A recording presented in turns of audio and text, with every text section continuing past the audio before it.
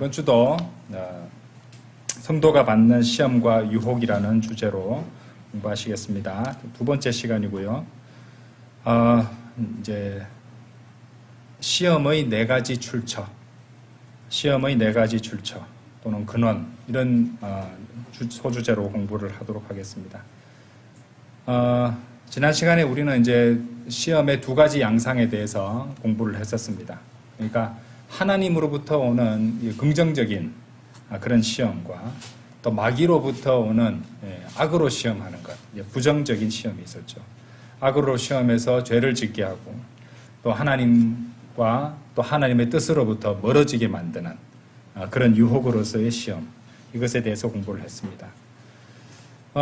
오늘 이제 공부하시는 이제 시험의 네 가지 출처는 이제 좀 더 자세히 말씀드리면은 유혹의 네 가지 출처입니다. 그러니까 이제 성도를 겸손하게 만들고 인내를 이루고 그렇게 하는 이제 믿음의 시련을 통해서 하나님께서 성도에게서 불필요한 것들을 제거하시고 또 그리스도의 성품에 더 가깝게 되도록 만드시기 위해서 하나님께서 사용하시는 그런 긍정적인 시험이 아니라 부정적인 시험, 악으로 하는 시험, 그리고 죄와 악으로 이어지도록 이렇게 이제 사용되는 또 가해지는 그런 유혹으로서의 시험, 그것의 네 가지 주요 출처 내지 근원에 대해서 살펴보도록 하겠습니다. 이 공부가 왜 중요하냐면은 이제 우리가 받게 되는 그런 이렇게 악으로 하는 시험, 유혹이 어디서부터 오는 것인가 그 근원을 잘 이해하고 파악하게 되면은 영적 전쟁에서 우리가 승리하는데 굉장히 유리한 고지를 점령할 수 있습니다. 우리는 이제 전쟁 중이라는 사실을 항상 잊어서는 안 된다고 제가 말씀드렸죠. 우리는 항상 항시 전쟁 중입니다. 그죠? 항시 전쟁 중이에요. 그래서 아무것도 일어나는 것 같지 않다 생각하지만은 결국에는 그런 생각하는 자체가 지금 영적 전쟁에서 지고 있는 거예요. 왜냐하면 우리 생각의 영역부터 시작되는 싸움이거든요. 그래서 이 성경 공부가 굉장히 중요하다는 것을 아시면 되겠습니다. 성도가 받는 시험과 유혹, 시험의 네 가지 출처, 유혹으로서의 시험, 그러니까 악으로 하는 시험이 이런 시험의 네 가지 출처가 어떤 것인지 한번 살펴보도록 하겠습니다. 첫 번째는요, 마귀로부터 오는 시험이에요. 마귀가 직접적으로 시험할 수 있습니다. 마귀가 바로 시험의 첫 번째 시험, 유혹의 출처가 되는데, 실제로 우리 주님께서도, 예수 그리스도께서도 마귀에게서 직접적으로 시험을 받으시는 대목이 성경에 나와 있습니다. 그죠? 누가복음에도 나오지만은 마태복음 4장 1절 한번 열어보십시오. 마태복음 4장 1절.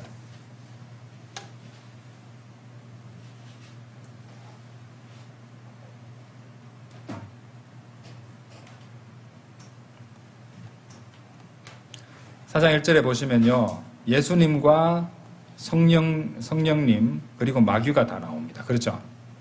그때 예수님께서 성령에 의하여 광야로 인도되어 들어가셨으니 마귀에게 시험을 받으시기 위함이더라. 그렇죠? 예. 그래서 이 말씀에서 우리가 그대로 확인할 수 있듯이 마귀가 예수님을 이제 시험하는 것입니다. 누가복음 4장에도 같은 마귀가 예수님을 시험하는 그런 장면이 나오는데요. 이제 이 상황이 어떤 상황이냐면은 예수님께서 마귀에게 40일간 시험을 이미 받으셨어요. 40일간 모종의 시험들을 다 받았단 말입니다. 그 이후에 추가적으로 뒤이어서 여기 기록되어 있는 세 가지 시험을 또 받으셨다는 말이에요. 그렇죠? 세 가지 시험은 이제 우리가 예전에 열심히 다 공부했기 때문에 자세하게 다 다루지는 않겠습니다만은 이제 돌로 땅을 만들라는 것, 그래서 그 다음에 이제 성전에서 뛰어내려라는 것, 그래서 이제 천사들이 그 발을 받들도록 하라는 것이죠. 또 마귀가 이제 또 예수님께 순식간에 이제 세상의 모든 왕국들을 보여주고 자신한테 경배하라는 거, 그러면 넘겨주겠다 이렇게 제안하는 그런 시험도 있었습니다. 그래서 이 세 가지 시험을 이제 그 전에도 설명을 드렸습니다만은 예수님께서 이제 영광 가운데서 재림하시는 그런 메시아로서의 예수님의 이제 뭐라고 할까요? 그 지위라고 할까요? 메시아로서 영광 가운데서 재림하시는 그런 예수님과 관련된 시험이었어요. 예, 돌을 빵으로 만들라는 거, 성전에서 뛰어내려 보라는 거, 그리고 자살해 보라는 거잖아요. 그죠? 인간적인 것으로 보면은. 예, 그 다음에 이제 자신한테 경배하라는 그런 것이었어요. 자, 그것을 보통 설명을 할 때 육신의 정욕, 인생의 자랑, 그리고 안목의 정욕으로 보통 또 설명을 합니다. 그리고 또 창세기에서는 먹기에 좋아 보이고 두 눈에 즐거우며 누군가를 지혜롭게 만들 정도로 탐스러운 이 표현과도 연결되는 것이 일단 이거는 한번 보고 가겠습니다. 요한일서 2장 16절 한번 보세요. 요한일서 2장 16절.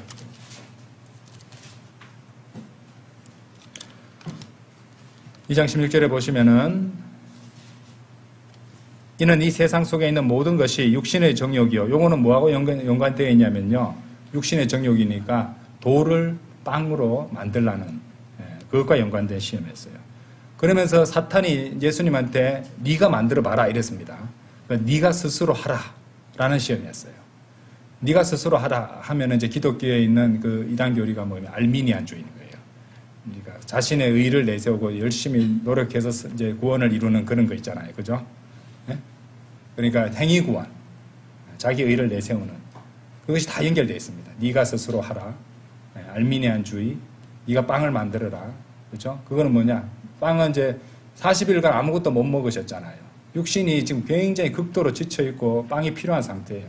어느 때보다도 이 육신의 식욕이 왕성할 때입니다. 그때 마귀가 시험을 한 것이에요. 육신이 그런 상태에 있으니까. 그것이 이제 육신의 정욕과 연관된 시험이었죠. 자, 그 다음에 두 번째 뭡니까? 인생의 자랑이다. 인생의 자랑이다. 인생의 자랑이다. 그것은 뭡니까? 인생의 자랑 같은 이제 성전에서 뛰어내려 보라는 거잖아요. 슈퍼맨 같이. 그죠? 그래서 와 하겠죠. 사람들 보는 앞에서 그렇게 하면은. 그 다음에, 안목의 정욕. 안목의 정욕. 그 다음에 안목의 정욕은, 제가 이거 창세기도 같이 보면서 말씀을 줘야 되는데, 창세기에도 보시면은 3장 6절 찾지는 않겠습니다. 그래서 육신의 정욕은 먹기에 좋아 보이는 것. 그렇죠? 네, 먹기에 좋아 보이는 것. 그 다음에 인생의 자랑은, 아까도 말씀드렸듯이,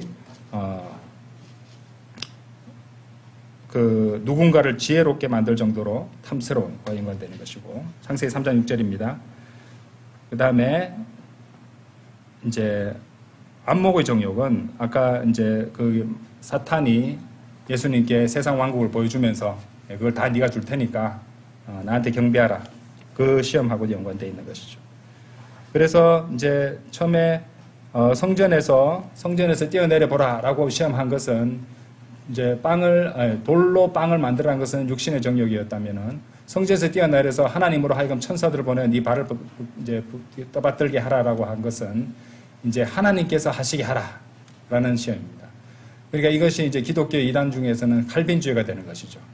하나님의 주권으로, 그죠? 강제로 구원받게 하고 이런 것들하고 연관되어 있습니다. 그 다음에 이제 안목의 정욕과 연관된 시험이었죠. 이제 세상의 왕국들을 다 보여주면서 네가 나한테 경배를 하면은 이것들을 다 너에게 주겠다라고 거짓말을 합니다. 그렇죠? 그런데 이제 그것은 사탄이 해주게 하라. 내가 네한테 주겠다 이랬으니까. 이것은 이제 그냥 일반적으로 생각하면 사탄 숭배라고 생각할 수 있습니다. 그렇죠? 그런데 이것이 이 사탄 숭배하고 결국에 연관되어 있는 게 뭐냐면 뭔지 아십니까? 오늘날 아주 각광받고 있고 뭐 세상 모든 사람들이 좋아하는 그런 주의가 있어요. 인본주의입니다. 인본주의적 타협입니다. 이런 것들은 이제 또 사탄으로 하여금 하게 하라. 지금 라우디케아 이제 그 교회 시대잖아요. 그죠? 예. 그러니까 시민의 권리라는 뜻이에요. 라우디케아는. 우리 정부의 별칭하고 비슷하죠. 국민주권 정부하고 똑같죠. 그죠? 공교롭게도 라오디케아와 연결되는 거예요. 라오디케아 정부 같은 경우. 성경적으로 볼 땐 그렇습니다. 우린 그런 시대에 사는 것이죠. 그렇죠? 그리고 그것은 사탄하고 직결되어 있는 부분이라는 것. 그러니까 이제 거의 다 된 겁니다. 지금 옆으로 또 얘기가 좀 새고 있습니다만 어쨌든 그렇다는 것이죠. 자, 그래서 이 시험들 이제 저번에 다 공부했으니까 자세하게 뭐 보지는 않겠습니다만은 어쨌든 사탄이 예수님을 시험할 때 보였던 패턴이 있었어요. 어떤 패턴이었냐면요, 정확하지 않는 성경 기록으로 예수님께 제안했다는 거예요. 변개된 성경 기록으로 이제 예수님을 시험했고, 그 다음에 또 성경을 바르게 나누지 않고, 그러니까 주님께서 이제 그 재림하실 때 이제 일어날 일들과 관련된 것을 갖다가 초림 때 하라고 예수님께 성경 구절을 갖다가 제시하면서 성경 구절로 시험을 했던 것이죠. 그러니까 변개된 성경과 또 성경이 바로 있더라도 다르게 나누지 않고 적용하는 이런 것들을 통해서 시험을 했다는 겁니다. 그런데 주님께서는 마귀의 시험에서 변개되지 않고 정확히 바르게 잘 나눈 그런 성경 기록으로 마귀에게 승리하셨습니다. 그리고 예수님께서 그렇게 시험 받으시고 승리하는 대목을 성경에 정확하게 기록해 뒀잖아요. 그래서 실제로 우리가 시험을 받을 때에도 우리도 승리할 수 있도록 그렇게 본을 남겨주셨습니다. 그것이 히브리서 2장 18절이에요. 히브리서 2장 18절 한번 보실까요? 네. 히브리서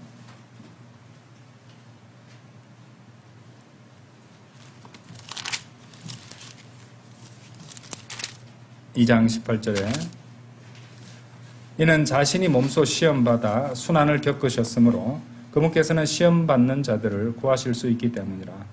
그렇죠? 예.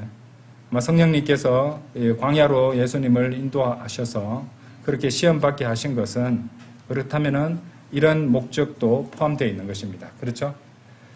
자, 어쨌든 마귀가 예수 그리스도를 시험했듯이 마귀는 또한 예수 그리스도를 시험했으므로 그리스도인들도 시험할 것입니다. 그리스도인들이라는 뜻이 작은 그리스도라는 뜻이잖아요.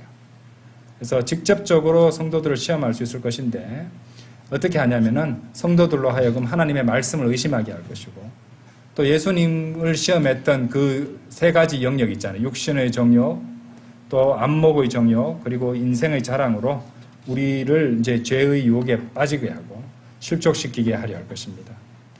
그래서 마귀의 시험은요, 마귀는 거짓말하고 속이는 자이기 때문에 참으로 교묘하고 기만적입니다. 속이려 할 것이라는 것이죠.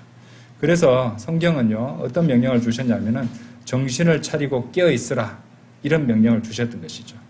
오전에도 보셨던 말씀인 베드로전서 5장 8절에 정신을 차리고 깨어 있으라, 이는 너희 대적 마귀가 울부짖는 사자처럼 자신이 삼킬 수 있는 자를 찾아 두루 다니기 때문이다, 이렇게 말씀하신다는 것이죠.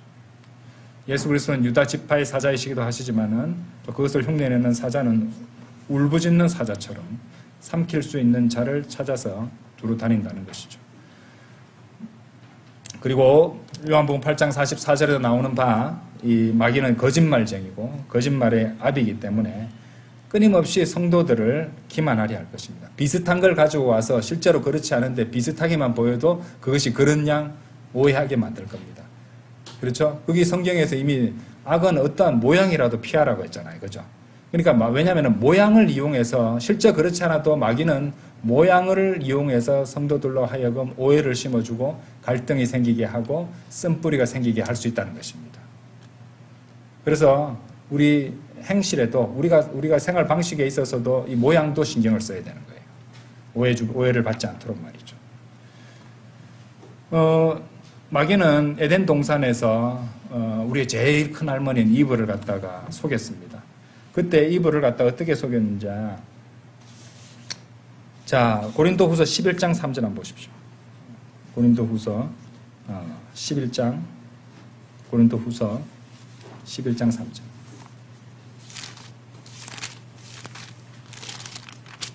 자, 사탄으로부터 오는 시험, 사탄으로부터 오는 유혹에 대해서 공부하고 있습니다. 고린도후서 11장 3절 보세요. 그러나 그 뱀이 이브를 그의 강교함으로 기만한 것 같이 어떤 방식으로든 너희의 생각들이 그렇게 그리스도 안에 있는 단순함에서 떠나 변질될까 내가 두려워하노라. 간교함으로 기만했다는 것입니다. 그죠? 아주 간교하게 기만했고, 그리스도 안에 있는 단순함에서 떠나서 변질되게 했다는 것입니다. 그렇죠? 그런데 여기 보시면 11장 3절에 보시면은 어떤 방식으로든 이제 뱀이 이브를 강교함으로 기만할 때 뱀이 어떤 얘기를 했고 이브로 하여금 생각을 어떤 식으로 잘못하게 만들었단 말이에요. 그죠? 근데 여기도 나오잖아요. 그것이 어떤 방식으로 너희의 생각들이 여기 한번 밑줄을 그어놓으세요. 생각들이 그렇게 그리스도 안에 있는 단순함에서 떠나 변질될까 내가 두려워하노라. 마귀는 그러니까 어떻게 한다고요? 우리의 생각의 영역부터 시험을 이제 유혹을 줘서 생각을 갖다가 그릇되게 하게 할 수 있다는 겁니다. 그러니까 제가 몇 번 저번에도 여러 번 강조했지만은 이렇게 영적 전쟁은 생각의 영역에서 시작되는 거잖아요. 그래서 이 생각부터 우리가 바로 잘 잡아야 된다는 것입니다. 예. 자, 우리가 오늘날 이제 이 세상을 살아갈 때에 오늘날 여전히 이 세상에는 이제 마귀가 그 안에서 역사하고 있는 마귀의 종들이, 그죠? 마귀의 종들은 우리가 눈에 볼 수 있습니다. 그렇죠? 그 안에 있는 마귀는 눈에 보이지 않아도요. 이제 이런 마귀의 종들이 거짓 사도들로서, 그죠? 거짓 선생으로서, 또 속임수로 가득한 그런 일꾼들로서 자신들을 갖다가 그들의 실체의 정반대의 모습으로 위장을 합니다. 이 사람들은 내가 마귀의 종이라고 티내고 다니는 거 아니잖아요. 아주 멋지게 위장합니다. 그리스도의 사도들로 스스로를 가장할 거란 말이에요. 하나님의 종으로서, 하나님의 사람으로서 스스로를 가장한다는 것입니다. 고린도후서 11장 펼쳐놓으셨죠. 13절 가보세요. 13절, 14절. 이브가 왜 속았냐면요. 그러한 자들은 거짓 사도들이요 속임수로 가득한 일꾼들이며 그리스도의 사도들로 스스로를 가장하고 있기 때문이라. 그런즉 놀라할 일이 아니니 사탄 자신도 빛의 천사로 가장되어 있기 때문이라. 그렇죠? 이브에게 뱀은 아주 지혜롭고 아름다운 모습으로 나타났을 거예요. 그죠? 빛의 여기 나오잖아요. 그죠? 빛의 천사로 나타났을 것입니다. 그러니까 아주 혹했겠죠. 그죠? 그래서 속아 넘어가게 된 것도 있다는 것입니다.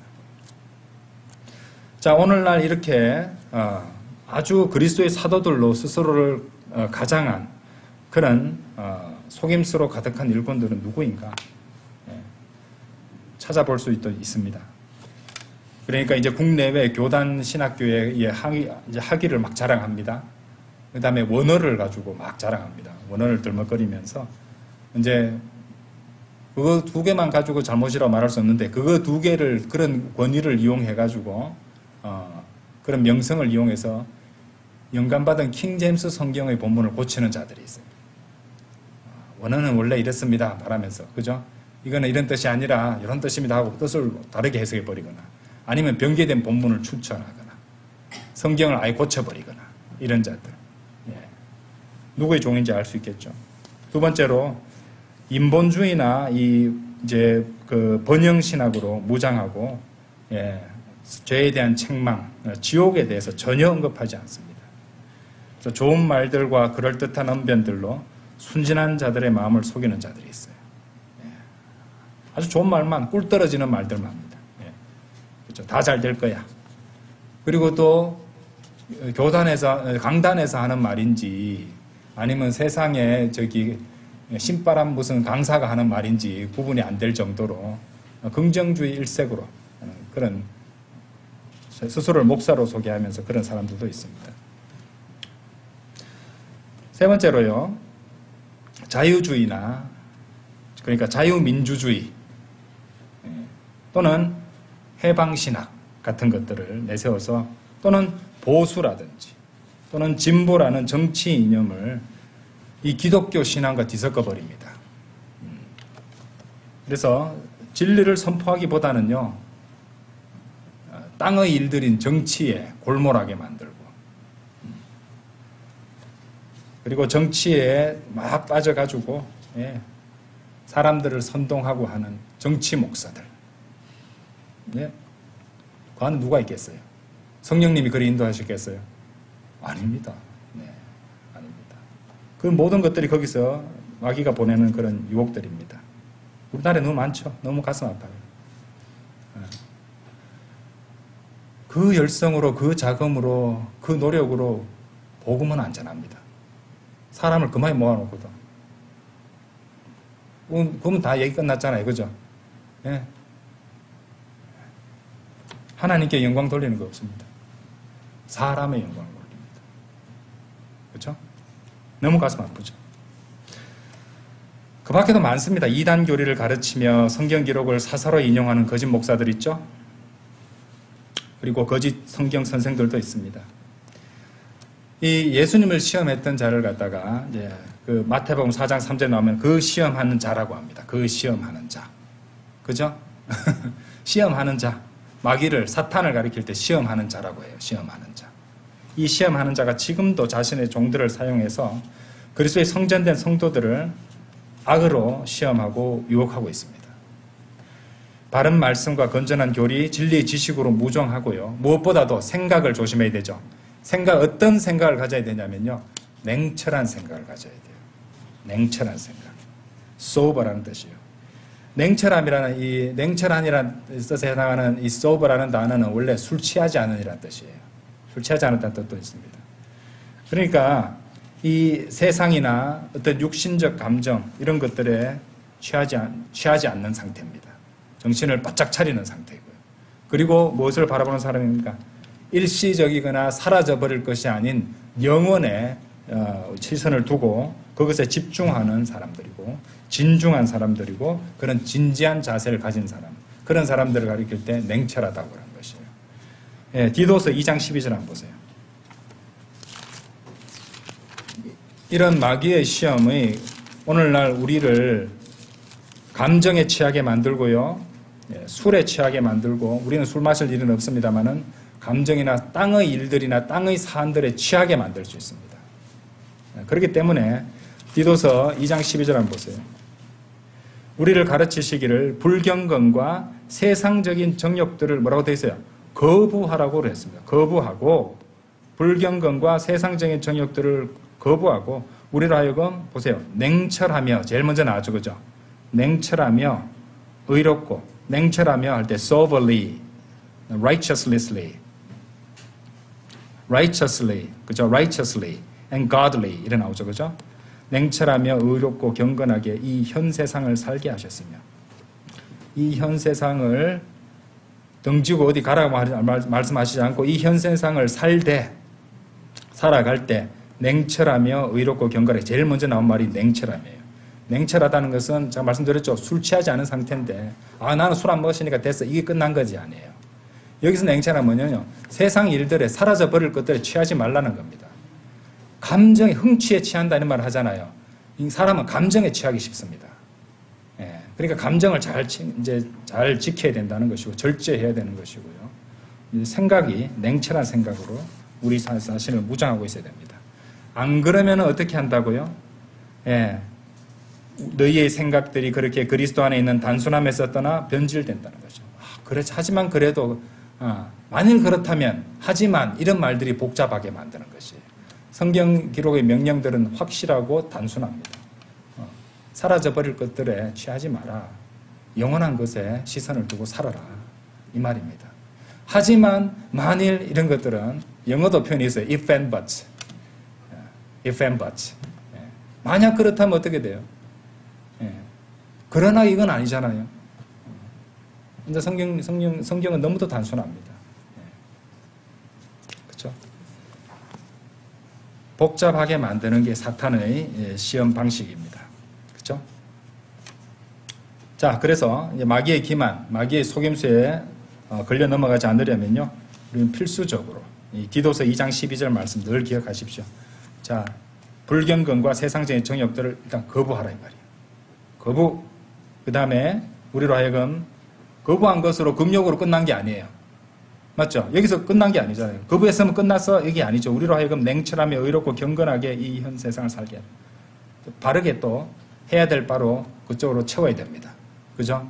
아니면 다 금욕으로 텅텅 비워놓으면은 깨끗해졌네 하면서 이제 악령들이 더 많이 들어옵니다. 그렇죠? 그러니까 냉철하며 의롭고 경건하게 살아가야 된다는 것이죠. 제가 참 좋아하는 말씀입니다. 이 디도서 2장 12절에 그러니까 주님 오실 때까지는 이 세 가지를 항상, 그죠? 그 앞에 기본 전제는 뭐라고요? 여기 나오잖아요. 불경건과 세상적인 정욕들을 거부하고, 이게 기본 전제입니다. 네, 기본 전제입니다. 자, 이제까지 우리가 마귀의 시험에 대해 살펴봤습니다. 두 번째 시험의 출처는요, 육신입니다. 육신으로부터 오는 시험이 있습니다. 그러니까 우리는 아직 구원을 받았어도 아직 우리 육신은 구속받지 않았습니다. 그래서 가만히 놔두면 어떻게 되냐면요, 죄로 기울어지게 되어 있습니다. 네, 그죠? 야고보서 1장 14절 보세요. 야고보서 1장 14절.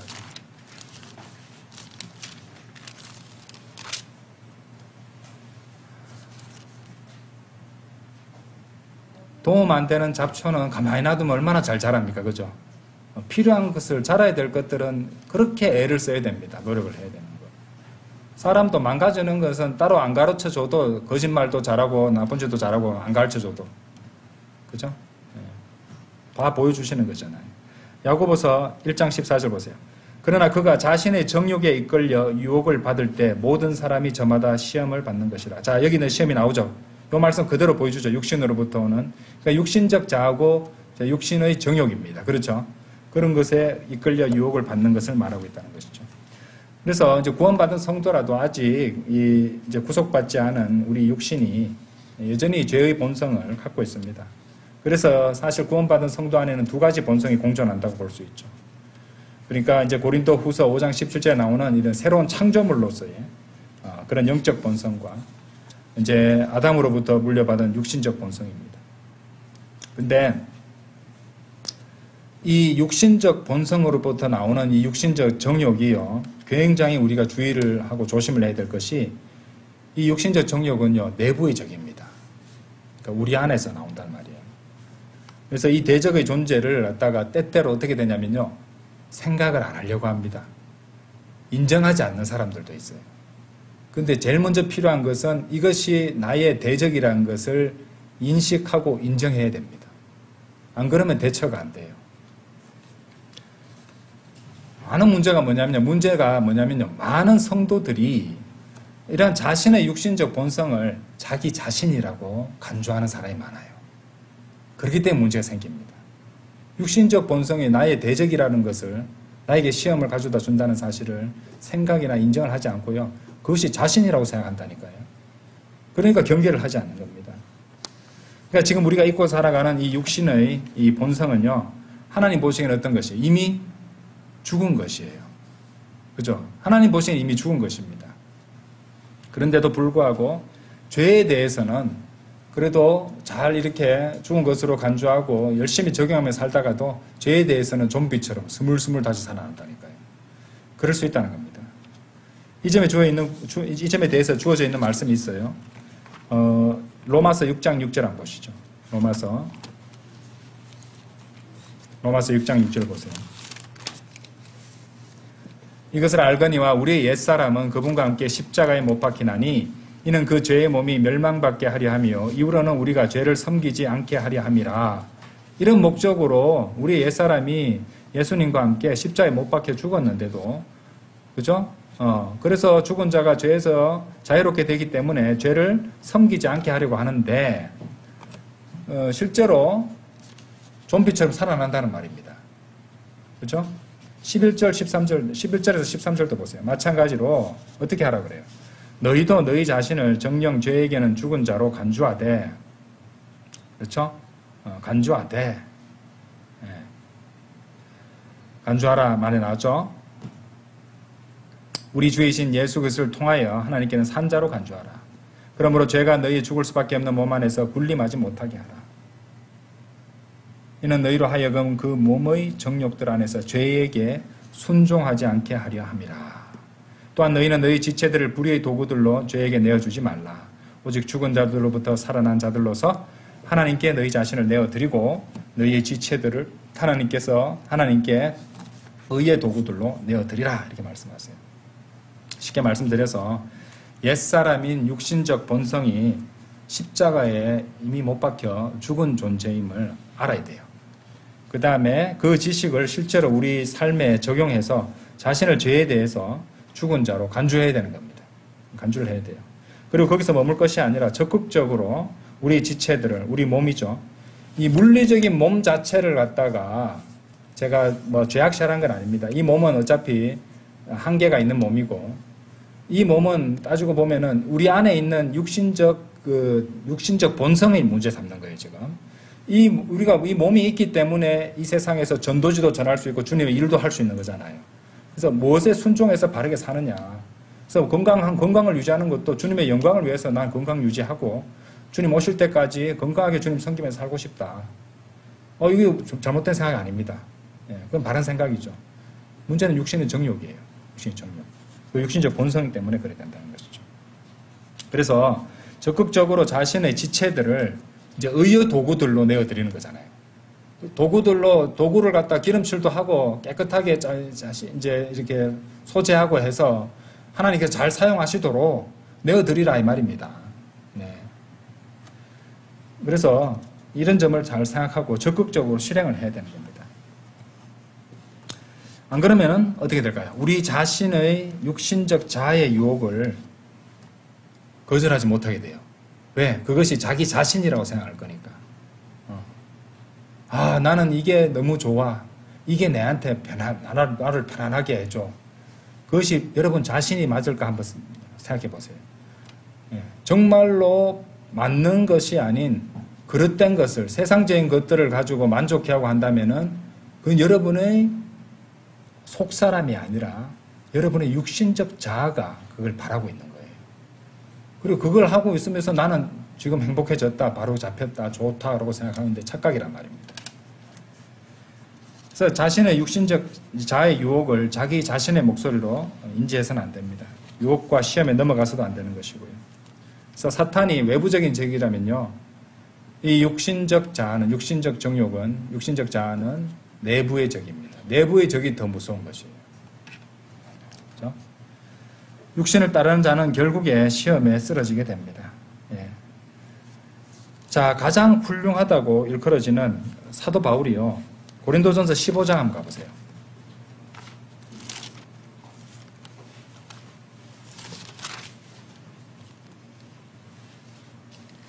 고린도전서 15장 31절.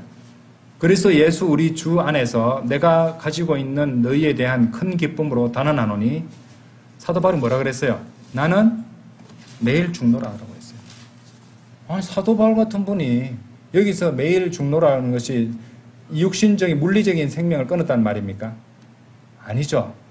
육신적 자아를 십자가에 못 박혀 죽은 것을 알고 그것을 죽은 것으로 간주하고, 그죠? 예, 거기서 나오는 어떤 그 비명과 요구와 목소리들을 갖다가 다 십자가에 못 박아, 그죠? 매일매일 매일매일 죽어서 그리스도의 생명, 주님의 인도하심에 따라 그렇게 살아갔다는 말이잖아요. 그죠?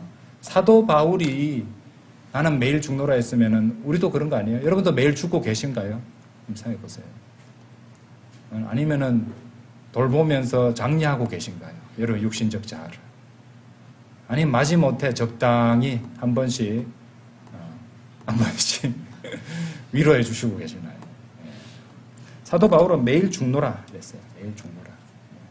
그것이 여러분이 아닙니다. 그건 그건 나의 목소리 아닌데, 내 마음 깊은 곳에서 나온 목소리인데, 마음 깊은 곳에 육신의 목소리잖아요. 육신적 자아의 목소리하고 성령님의 목소리하고 구분을 하셔야 되는 것이죠. 이제 결과를 보면 됩니다. 지금 내가 마음껏 내 감정을 갖다가 한번 푸는 것, 그거는 육신의 목소리네요. 한번 스트레스 풀기 위해서 죄도 한번 지어보는 것. 한 번의 일탈. 예. 그죠? 요즘 사람들 그런 게 하잖아요. 쭉 이렇게 해오다가 한 번쯤은 풀어줘야 돼. 치팅데이 이러면서. 먹는 걸로 주로 푸는 것입니다만은, 예, 결국에는 그걸로 위로받겠단 말이잖아요. 주님께서 주시는 위로, 하나님께서 주시는 위로를 갖다가 구하지 않고 내가 찾겠다는 거잖아요. 그죠? 네가 돌을 빵으로 만들어라는 거잖아요. 예? 돈을 주면 돌의 빵이 변하잖아요. 돈만 주면은 바깥치기 해서. 그죠? 예. 우리가 분명히 해야 될 것도 있지만은 이제 육신의 음성에 귀를 기울이고 육신을 따라 하는 것이 과연 나 자신이 진정으로 해야 될 것인가 한번 생각해 보시란 말입니다. 이미 죽은 존재인데 그것을 자기 자신으로 간주하면 곤란하다는 겁니다. 좀 말이 복잡하고 모순적인 것처럼 들리지만 그렇습니다. 우리가 왜? 우리 그리스도인이 모순적인 존재라서 그래요. 자, 그래서 언제 이 모순이 해결되는가? 주님께서 오셔서 우리가 휴거될 때, 우리 몸이 구속받은 몸으로 주님과 같은 몸을 입게 될 때 그게 다 해결됩니다. 지금은 모순 덩어리입니다. 모순 덩어리 맞아요. 그래서 하나님의 말씀으로 우리가 잘 이렇게 진단하고 인도받지 않으면은요, 금방 망가지게 돼 있습니다, 우리는. 자, 세 번째는요, 세상으로부터 오는 시험이에요. 세상으로부터. 세상과 세상 사람들입니다. 당연히 세상 체계는요, 하나님을 대적하고 성도들을 유혹하고 또 세상 사람들은 또 말씀대로 순종하며 거룩하게 살아가려는 성도들에게 다양한 압력을 행사합니다. 학생들 사이에서는 그걸 peer pressure라고 합니다. 교육 용어로. 또래 집단에서 동료 압박을 한다는 거예요. 동료들이 우리도 하니까 너도 해라 이런 거죠. 잠언 1장 10절을 보세요. 세상으로부터 오는 그런 세상과 세상으로부터 오는 시험에 대해서 분명하게 보여주는 말씀이에요. 잠언 1장 10절이요.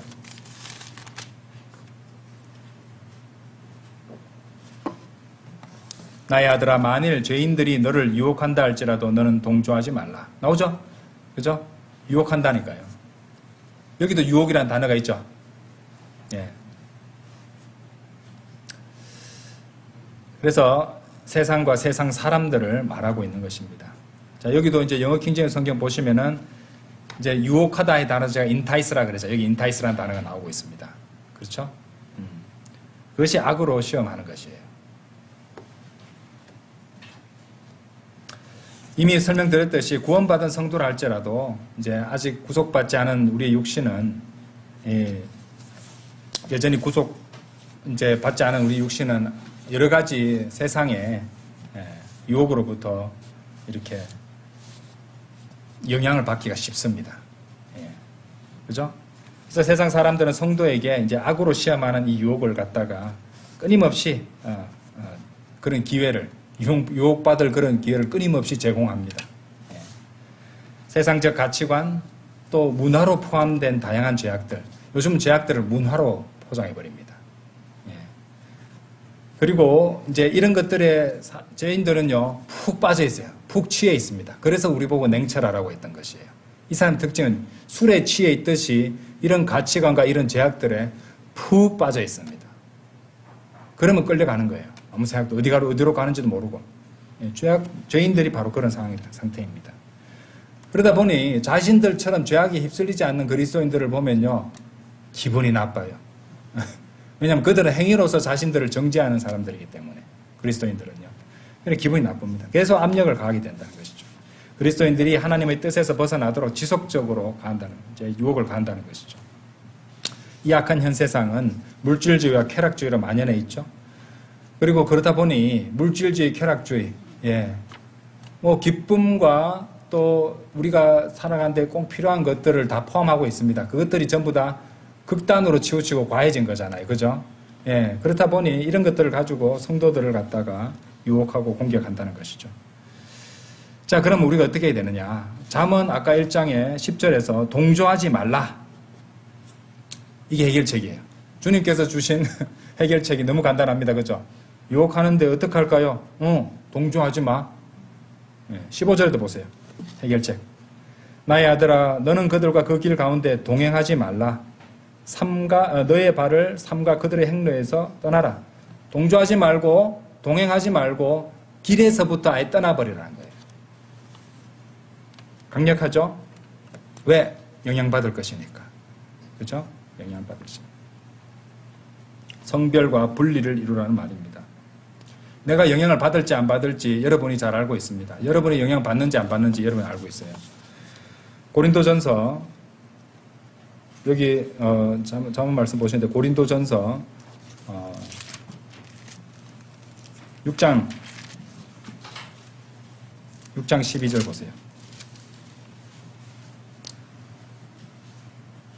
모든 것들이 나에게 합법적이나 모든 것들이 적합한 것은 아니니라. 모든 것들이 나에게 합법적이나 나는 어떤 것의 영향력 아래에도 놓이지 아니하리라. 이거 보이세요? 어떤 것의 영향력 아래에도 놓이지 않으리라. 세상의 죄인들은 여러분들을 갖다가 회유하고 유혹하면서 이거 죄 아니잖아 라고 할 것이에요. 좋습니다. 모든 것이 합법적이나 그것이 다 적합한 것은 아닐 수 있어요. 자, 그럼 어떻게 구분하느냐? 예를 하나 들게요. 그럼 커피 좋아하시죠? 못 드시는 분도 있지만은 커피를 무조건 마셔야 되는 분들이 있습니다. 그런데 커피를 어느 정도냐면은 이것을 안 먹으면은 내가 생활에 지장을 받을 정도고, 엄청나게 그것 때문에 내가 중요한 걸 제쳐두고 커피부터 구하러 가야 되는 이런 상황이라면 내가 이미 영향력 아래에 있는 거예요. 중독된 거예요. 그리스도인은 어떤 것의 영향력 아래에도 있어서는 안 됩니다. 끝. 그러면은 그게 해결책이 되는 거예요. 커피가 악하다고 말한 적 없습니다. 거기서 중독이 돼서 그것에 지배를 받고 영향을 받을 정도면은 주님께 회개해야 된다는 것이에요. 아시겠죠? 예. 이 나라를 위해서 기도하는 게 뭐가 잘못됐습니까? 그리고 바른 정치적인 어떤 정책이라든지 잘하고 있는 것에 대해서 칭찬하고 지지하는 게 뭐가 문제 있습니까? 하지만 그것에 영향력 하에 있게 되면 안 돼요. 그죠? 왜냐면 그러면 땅에 이 코 박고 사는 것이에요. 우리는 뭘 보고 살아야 돼요? 우리 생활 방식 위에 있는 것이잖아요. 우리의 생활 방식 위에 있어야 돼요. 아시겠죠? 그러면은 이제 그리고 여러분 하는 일들이 하나님의 영광을 위해서 하는 것인지, 내가 사귀는 사람을 통해서 나의 생활 방식이 부패하는 것은 아닌지 이것을 살펴보면 돼요. 그러면은 이 세상 속에서 살아가되 구별되게 성별되게 살아가는 삶이 어떤 것인지 우리가 알 수 있는 것이고, 디도서 2장 12절처럼 살 수 있는 거예요. 아까 보셨던 말씀. 그렇죠? 그래서 그 점을 갖다가 잘 생각해 주기 바랍니다.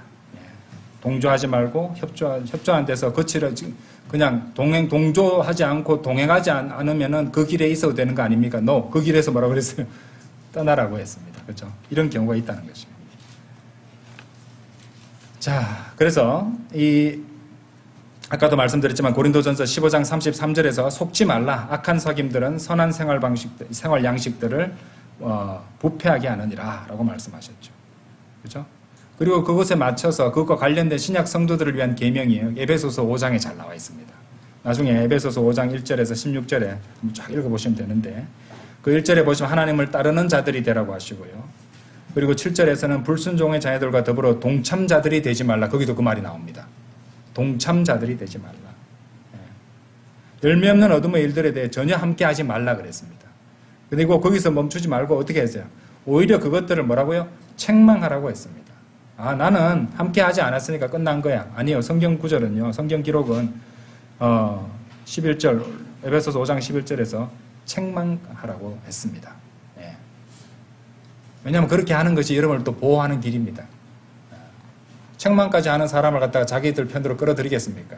배척하지. 그죠? 예. 자, 성경 기록은요, 요한일서 5장 19절에 보시면은 이 세상이 사악함 가운데 놓여 있다고 말씀하세요. 세상의 유행, 세상의 패션, 세상의 문화는 성도를 시험하는 도구로 사용되고 있습니다. 미디어, 그 다음에 세상적 명예, 돈, 이런 것들이야말로 마귀가 즐겨 사용하는 수단들이에요. 그래서 세상은 교회 시대 이 마지막 때를 맞이해서 그 성도들로 하여금 영적 타협을 지속적으로 종용하고 있습니다. 영적 타협. 타협이 compromise라는 단어입니다, 여러분들. compromise라는 단어는 좋은 단어가 아니에요. compromise는 같은 뜻을 가진 단어가 damage입니다. 손상을 입히다예요. 내가 100을 원하는데 내가 90으로 동의했다는 것은 좋은 뜻의 타협이 아니라 10만큼 손상을 입은 겁니다. 그죠? 이해되죠? 영적인 문제에 있어서 우리는 진리에 있어서는 우리는 항상 100입니다. 10만큼 타협할 수 없습니다. 그것은 하나님의 말씀에 손상을 가하는 것이거든요. 우리 중 어느 누구도 그런 권리가 없습니다. 아시겠죠?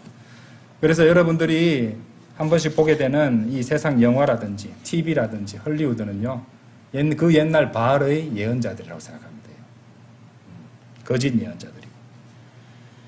그리고 이 세상 죄인들에게 끊임없이 하나님을 대적하는 헛된 망상과 정욕을 끊임없이 집어넣습니다, 여러분들. 예. 광고는 대놓고 정욕을 집어넣죠.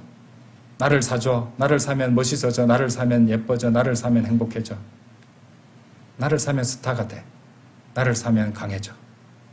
광고잖아요. 끊임없이 정욕을 집어넣잖아요. 참으로 이 세상에 제공하는 모든 유혹은요, 하나님의 말씀과 성경적 진리와 교훈을 제거하기 위한 마귀의 종합 프로그램입니다. 그래서 알고 세상을 바라보고 세상 속에서 살아갈 수 있어야 되는 것이죠. 자, 시험의 출처, 이제 마지막 네 번째로요. 네 번째이자 가장 충격적인 출처가 바로 지금 이겁니다. 예. 그리스도인이에요. 그리스도인으로부터 유혹이 옵니다. 그리스도인으로부터 죄악으로 시험하는 것이 옵니다.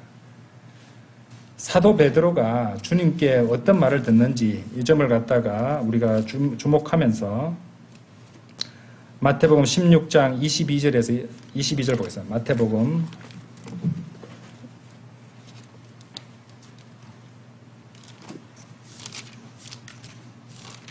16장 22절, 23절 보겠습니다.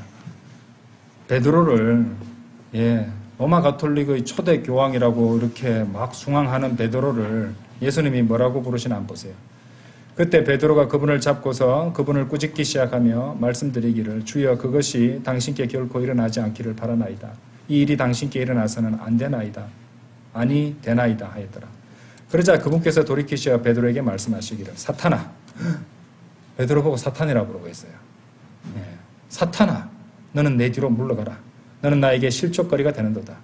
이는 네가 하나님께 속한 것들을 선호하지 아니하고 오히려 뭐라고 되어 있어요? 사람들에게 속한 것들을 선호하기 때문이라 하셨느니라. 이 보이세요? 무섭죠?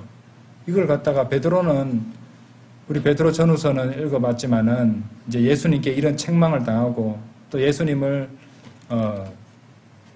날이 밝기 전에 3번이나 부인했던 이런 실수를 저질렀던 베드로는 그만큼 많이 깎이고 바로 잡혀서 아주 성숙해진 그런 서신을 적고 있는데 그런데도 이렇게 연결이 됩니다. 이렇게 읽다 보면은 느껴져요. 그런 것들이. 그래서 마귀에 대해서 정신을 차리고 깨어 있으라고 베드로전서 5장 8절에서 그거는 진짜 마음 깊은 곳에서 진짜 우러나오는 쓰라린 권면이에요. 자신이 당했거든요. 예. 그래서 그런 권면을 남긴 겁니다. 울부짖는 사자처럼 삼킬 수 있는 자를 찾아 돌아다닌다고. 그죠? 자, 그래서 이 베드로가 보여주고 있는 마태복음 16장 22절, 23절의 경우는요, 구원받은 성도라 해도, 잘 들으세요. 구원받은 성도라 해도 얼마든지 사탄이 그 사람을 통해서 역사할 수 있다, 없다? 있다는 거예요. 아, 그러면은 목사님은 절대로 안 그러게. 아니요. 구원받은 바이블 빌리버 목사도 마귀에게 이용당할 수 있습니다. 예. 알고 계셔야 돼요. 그리고 경계하셔야 됩니다. 그래서 사람이 기준이 되는 게 아니에요. 맞죠? 하나님의 말씀이잖아요. 그렇죠? 사람을 바라보면요, 그 사람이 실족하면은 여러분 믿음도 실족해 버릴 겁니까? 아니잖아요. 하나님의 말씀이잖아요. 그래서 생각하셔야 됩니다. 자, 베드로는요, 주님의 주요 제자들 중 이너서클에 속하는 사람으로 그런 말을 했던 것이 베드로가 악했습니까? 예, 사람적으로 봤을 때는 베드로는 아유 그런 말 할 수도 있지 이럴 거예요, 전부 다. 예. 그래서 자기 딴에는 선한 동기로 예수님을 만류했던 것이에요. 예. 하지만 실제로 그것은 사탄의 직접적인 도구가 되어서 하나님의 뜻을 방해하려는 시도가 되고 말았습니다. 오늘날도 마찬가지죠. 이 거짓 목사들, 세속적인 기독교 신자들이 사랑으로 위장해서 이 성도들을 잘못된 교리로 유혹하거나 또 잘못된 태도를 갖도록 호도할 수 있습니다. 이 유혹은요, 그래서 가장 충격적이면서도 가장 치명적인 그런 위험한 시험 가운데 하나가 될 수 있습니다. 왜냐하면 그것이 겉보기에는 선하고 영적인 것처럼 보일 수 있거든요. 예. 이길 가는 사람 물어보고 베드로가 이 말을 했는데 예수님이 너무하다고 말하는 사람이 있을 겁니다. 그죠? 이제 기독교 신앙 없는 사람한테 객관적으로 판단해서 이 말을 이렇게 말했는데 아니 어떻게 사람이 자기 걱정해 주는 사람한테 이럴 겁니다. 예. 인간적인 생각이죠. 그죠? 마치 사탄이 빛의 천사로 가장해서 자신의 실체를 숨긴 채 기만하듯이 그렇게 깜짝같이 할 것입니다. 우리가 아까 고린도후서 11장 14절 보셨죠? 사탄 자신도 빛의 천사로 가장되어 있다고 말씀하십니다. 베드로가 예수님을 사랑하지 않았습니까? 예수님을 진심으로 사랑했어요. 예수님을 진심으로 사랑했습니다. 그래서 주여 그것이 당신께 결코 일어나지 않기를 바라나이다. 이렇게 말했던 것은요. 베드로 입장에서는 전적으로 선한 동기로 말했던 것이에요. 예수님을 걱정해서 사랑하니까. 스승의 고난받는 것을 보고 싶지 않은 그런 제자의 마음, 또 사랑하는 분을 보호하고자 하는 그런 충정어린 마음에서 우러나온 말이었잖아요. 예수님 잡으러 왔을 때 칼 빼들어가지고 그죠? 그 종의 귀를 자르고 했던 것도 베드로였잖아요. 그죠? 예. 나름대로는 주님에 대해서 선의를 갖고 있었어요. 그리고 그것이 베드로의 진심이었습니다. 그런데 거기에 함정이 있었어요. 베드로는요, 자신의 육신적인 뜻, 인간적인 감정과 이해에서 거기에 취해 있었어요. 베드로는 냉철하지 못했어요. 그때. 그래서 마귀에게 당했던 것이에요. 그래서 이제 결국에는 하나님의 구원 계획이라는 더 큰 뜻에 대적하는 인간적 생각을 하게 되었고, 십자가를 막으려고 했단 말입니다. 예수님 십자가로 가셔야 되는데, 그죠? 그것이 하나님의 계획인데, 자신의 인간적인 생각으로 그렇게 대적을 했다는 말이죠. 그리고 베드로는요, 진심으로 신실하게 잘못되고 말았어요. 여러분 잘 들으세요? 그렇기 때문에 여러분들은 오늘날의 이 세상에 종교인이라는 사람들 중에 보세요. 신앙을 갖고 사는 사람들 보면은 특히 기독교인들, 아까 목사님이 1000만 명 정도 된다고 하시는데 이 땅에 정말 많습니다. 이 사람들 다 찾아보세요. 진심인 사람 진짜 많습니다. 맞죠? 예? 그죠? 신실한 사람 진짜 많습니다. 진심이고 신실한데 잘못되어 있다니까요. 진심이라는 것, 또 열심을 낸다는 것, 신실하다는 것이 곧 진리와 동의어는 아닙니다. 그래서 당신은 신실하게 잘못되어 있을 수 있다. 이런 말도 있는 거예요. 나는 30년간 새벽 기도를 한 번도 빠지지 않고 열심히 섬겼다. 나는 매주마다 동네를 돌아다니면서 쓰레기 줍고 다녔다. 이번에 돌아갔다 보니까 띠두룩 하시대요. 좋은 일 하십니다. 좋은 일 하시는데 그거하고 신앙하고 연결시키면 안 됩니다. 그거는 그건 지역사회 봉사하는 것이고요. 악한 일은 아닙니다. 근데 그것이 하나님께서 그 순간에 가장 원하시는 일이라 그거는 생각을 해봐야 되는 것이죠. 자, 베드로가 가장 큰 문제가 뭐였냐면요. 우리 이거 말 알잖아요. No cross, no crown. 십자가 없이는 왕관도 없다는 것이에요. 이것이 그때 초림의 예수님, 유대인들이 예수님을 거부했고 십자가로 가게 되고 또 이 교회 시대가 펼쳐지게 되고 모든 것을 아시는 하나님의 또 모든 것들이 이제 주님의 어떤 시간표대로 돌아가는 일이었습니다. 주님의 뜻 가운데서 일어난 일들이었는데 이런 하나님의 구원 계획을 모르고 오직 눈앞의 상황만을 갖다가 보고 판단했기 때문에 그러다 보면은 냉철하지 못하고 취하게 돼버려요. 그죠? 그 상황에, 그 감정에, 그죠?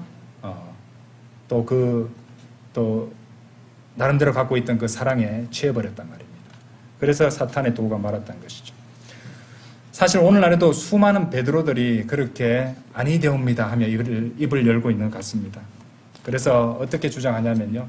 십자가 없이도 영광을 받을 수 있어. 십자가 없이도 영적 성장을 이룰 수 있어. 십자가 없이도 주님을 기쁘시게 해드릴 수 있다니까. 이렇게 외치고 있습니다. 호도하고 있습니다.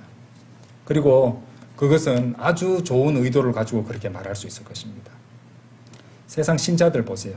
십자가 없이 좋은 얘기들 많이 합니다. 우리는 십자가를 늘 얘기하죠.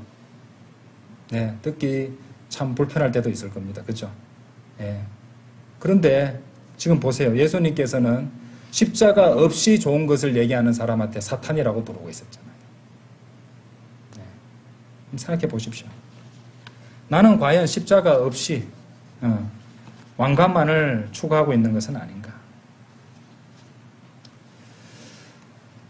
자, 하지만 그렇게 십자가 없이 아무리 선한 의도로 말한다 할지라도 결국에는 이 세속적인 태도나 그릇된 교리를 통해서 마귀의 쓰임을 받아서 형제 또는 자매를 악으로 시험하는 것에 지나지 않을 때가 있을 수 있다는 겁니다.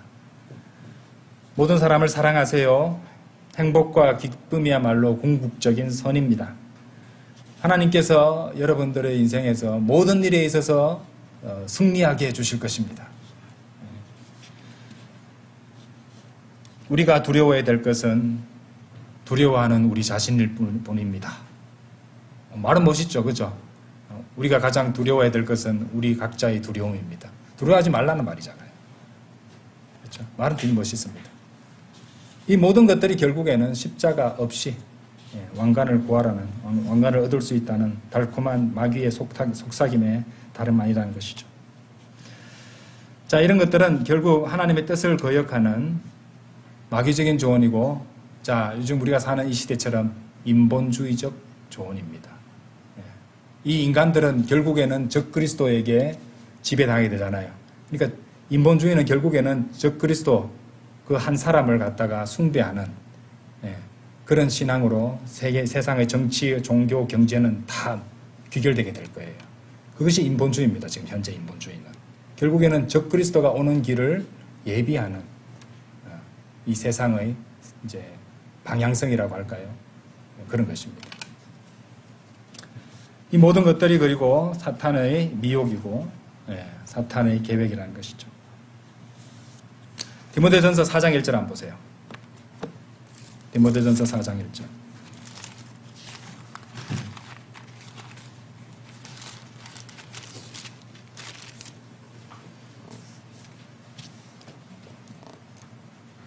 이제 성령께서 명확하게 전하시나니 마지막에 가까운 시대들에 어떤 이들이 믿음으로부터 떠나 미혹하는 영들과 마귀들의 교리들에 관심을 두리라는 것이라. 자, 그럼 이 사람들은 믿음에 있었는데 믿음으로부터 떠난 거잖아요. 그죠? 무슨 말인지 아시죠? 그리스도인들도 그렇게 될 수 있습니다. 믿음으로 떠나서 미혹하는 영들과 마귀들의 교리들에 관심을 둘 수 있고, 마귀에 의해서 지배당할 수 있고 쓰임받을 수 있다고 말씀드렸잖아요. 그들은 위선으로 거짓말들을 전하니 자신들의 양심을 뜨거운 인두로 찢어지게 하였도다. 자, 여기서 우리가 주목할 것이요. 여기 보세요. 성령께서 명확하게 전하시나니라고 하시죠. 그죠? 성령님의 말씀은 명확합니다. 복잡한 게 없습니다. 아까 단순하고, 그죠? 명확합니다. 성령님께서 애매모호하게 말씀하시지 않습니다. 근데 고린도전서 2장 4절에 보시면은 유혹하는 말도 나오고요. 유혹하는 말, 시험하는 말이죠. 로마서 16장 17절 18절에 뭐가 나오냐면요. 좋은 말들과 그럴듯한 언변이 나옵니다. 그렇죠? 이런 것들과 대조되는 것이에요. 정반대입니다. 그래서 마귀는 속기 쉬운 성도들 안에서 역사를 합니다. 결국에는 이제 이것도 마귀에서 오는 것인데 직접적으로 따지자면 성도에게서 오는 거잖아요. 그죠? 마귀가 성도 안에서 역사를 하는 것이고 그 성도가 그죠? 여러 가지 유혹의 근원이 될 수 있다는 말입니다. 그래서 마귀는 항상 이렇게 달콤한 말로 정중한 말로 그죠? 그럴듯한 언변으로 미혹할 것이지만요. 성령님은 분명하고 명확한 진리로 경고하신다는 거. 그래서 우리는 어떻게 해야 돼요? 지속적인 성령 충만을 이루어야 됩니다. 그래서 우리가 말할 때 어떻게 말해야 되냐면요. 마귀가 넣어주는 말들을 하는 것이 아니라 자, 베드로전서 4장 11절 열어보겠습니다. 시간이 걸린 이유가 해결책까지 제시하니까 자 그런 거지. 베드로전서 4장 11절. 만일 어떤 사람이 말하거든 베드로처럼 아까 실수했던 베드로 그 순간 말입니다. 그렇게 하지 말고 그는 하나님의 신탁의 말씀들같이 말할지니라. 말 잘못했다가 사탄이라는 소리를 들었던 베드로가 기록한 글입니다. 그죠? 예. 말하려거든 나같이 그때 실수했듯이 그렇게 하지 말고 하나님의 신탁의 말씀들까지 말할지니라. 예. 그렇게 말씀하라고 명령하고 있습니다.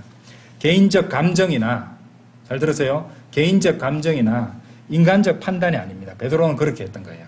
개인적 정에 의해서. 그렇죠? 예. 권위는 하나님의 말씀에 근거해서 말해야 된다는 거죠. 그렇게 해야지 베드로처럼 선의로 시작했지만 결국 사탄의 도구가 되는 실수를 피할 수가 있다는 것이죠. 자, 그럼 이것을 우리가 해야 되는 이유가 뭘까요?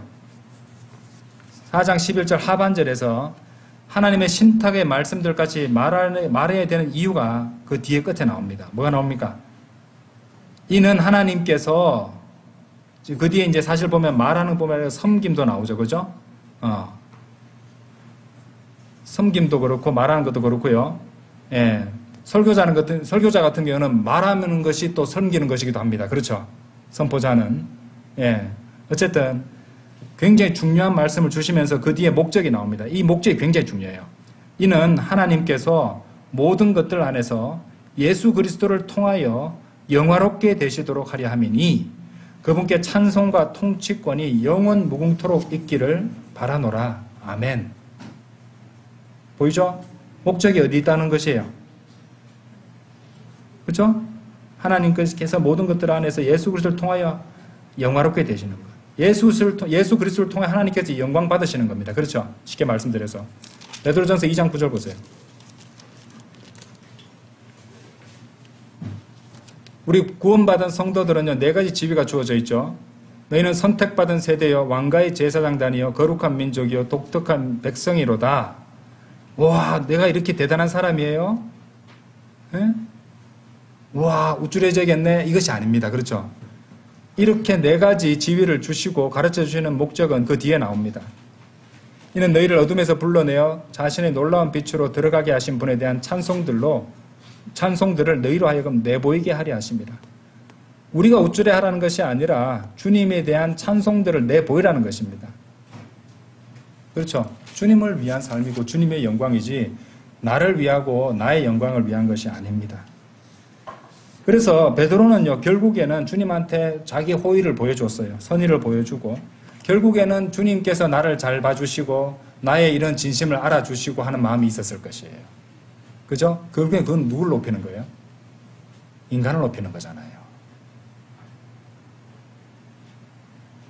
그런데 이 베드로전서 4장 11절 다 제가 지금 베드로 전후서에서 찾고 있습니다. 그죠? 베드로가 남긴 말을 보세요. 가장 큰 실패를 하고 지금 베드로가 남겨지는 그 말씀에는 결국에 예수 그리스도를 통해서 하나님을 영화롭게 해드리고 그분에 대한 찬송을 올리고 그분에 대한 찬송을 갖다가 이 세상 사람들한테 내보이라는 거예요. 결국에는 해야 될 바를 하는 것이 이런 시험들로부터 자신을 지키는 방법입니다. 그렇죠? 자, 그래서 오늘 우리는 네 가지 시험 출처를 봤습니다. 마귀로부터 오는 것, 그 다음 뭐였나요? 마귀로부터 오는 것, 그 다음 육신으로부터 오는 것, 내적적이라 그랬죠. 그 다음 뭔가요? 세상 사람들, 그리고 마지막으로 놀랍게도 그리스도인을 통해서 오는 시험까지 봤습니다. 이제 잘 묵상해 보시고 복습해 보시고 마음에 새기셔서 이 영적 전쟁은 여러분 생각에서부터 시작됩니다. 생각이 변질되지 않도록 우리의 이 건전한 생활 양식이 변질되지 않도록 세상 속에서 살아가는 우리 행보도 잘 생각하시고 내가 과연 주님을 위해서 주님의 영광을 위해서 살아가고 있는지 한번 돌이켜보고 회개할 거 있으면 회개하고 바로 잡혀야 됩니다. 제가 이제 성경 공부를 진행하고 있지만요, 오후 시간에 제가 선정하는 이 주제들을 보시면은 우리 그리스도인들의 생활과 연관된 걸 제가 많이 하고 있습니다. 그래서 반은 설교라고 보시면 됩니다. 그래서 항상 여러분들의 행동에 있어서 생각에 있어서 변화가 있어야 됩니다. 이 강의와 이제 성경 공부 강의와 이게 설교의 차이는요 그겁니다. 행동 변화를 갖다가 일어나도록 하는 것을 목적으로 한다면 그것은 설교입니다. 때문에 저는 이제 두 가지를 다 목적으로 하는 그런 식으로 진행을 하고 있는 겁니다. 예, 다 같이 기도드리겠습니다.